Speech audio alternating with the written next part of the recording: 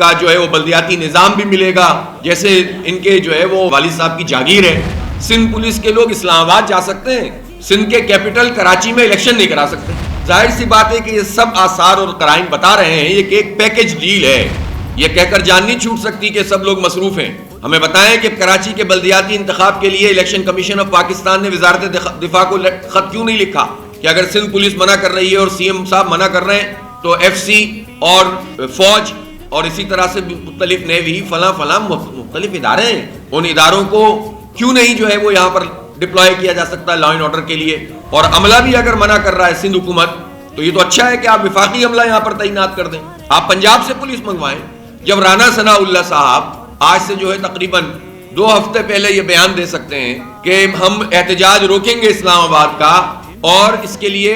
اگر پنجاب سے ہمیں پولیس نہیں ملے گی، کے پی سے پولیس نہیں ملے گی تو 10,000 پولیس اہلکار سندھ سے آئیں گے۔ تو رانا ثناء اللہ صاحب پیپلز پارٹی کے بھی وزیر داخلہ ہیں، دونوں کی اتحادی حکومت ہے، اور وہ نون لیگ کے بھی وزیر داخلہ ہیں۔ زرداری صاحب سے یا بلاول صاحب سے اور مراد علی شاہ صاحب سے بات کر کے انہوں نے یہ بیان دیا ہے نا۔ تو احتجاج روکنے کے لیے 10,000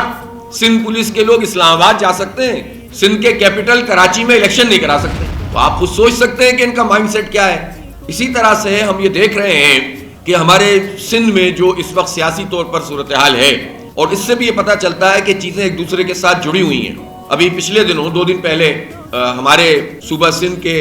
گورنر کے حوالے سے ایک عظیم الشان فیصلہ ہوا اور جناب کامران ٹیسوری صاحب کو گورنر سندھ مقرر کیا گیا ہے۔ ظاہر سی بات ہے کہ یہ سب آثار اور قرائن بتا رہے ہیں یہ کہ ایک پیکج ڈیل ہے۔ اس پیکج ڈیل میں ایم کیو ایم کو چونکہ ریجیم چینج میں اپنے ساتھ لایا گیا تھا تو ان کی یہ کمٹمنٹ ان سے کی گئی تھی کہ ان کو وزارتیں بھی ملیں گی، ان کو گورنرشپ بھی ملے گی، ان کو کراچی کا جو ہے وہ بلدیاتی نظام بھی ملے گا، جیسے ان کے جو ہے وہ والد صاحب کی جاگیر ہے کراچی اور پورا صوبہ ہمارا اور اس کے عوام، کہ جس طرح چاہو جس کو لٹا دو، کہ بلدیہ تمہیں دے دیں گے، گورنر تمہیں دے دیں گے، وزارتیں تمہاری ہوں گی، وفاق میں 11 وزیر پیپلز پارٹی کے ہوں گے، 50 وزیر مشیر جو ہے وہ نون لیگ کے ہوں گے، فلاں کے ہوں گے، اور جا کر انہوں نے ایک ملغوبہ بنا کر ایک پی ڈی ایم کی حکومت کا تحفہ ملک کو دے دیا۔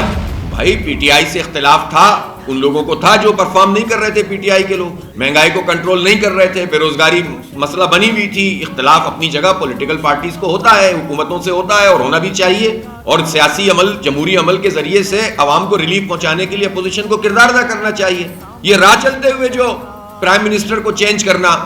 یہ تو پاکستان کے مفاد میں یہ عمل نہیں ہوا تھا، یہ عمل تو جو ہے کوئی ایک سازشی عمل کے ذریعے سے پورا عمل ہوا، اور اس کے نتیجے میں ایم کیو ایم جیسی پارٹیوں کو پھر موقع مل گیا کہ انہوں نے اپنے ریٹ لگائے۔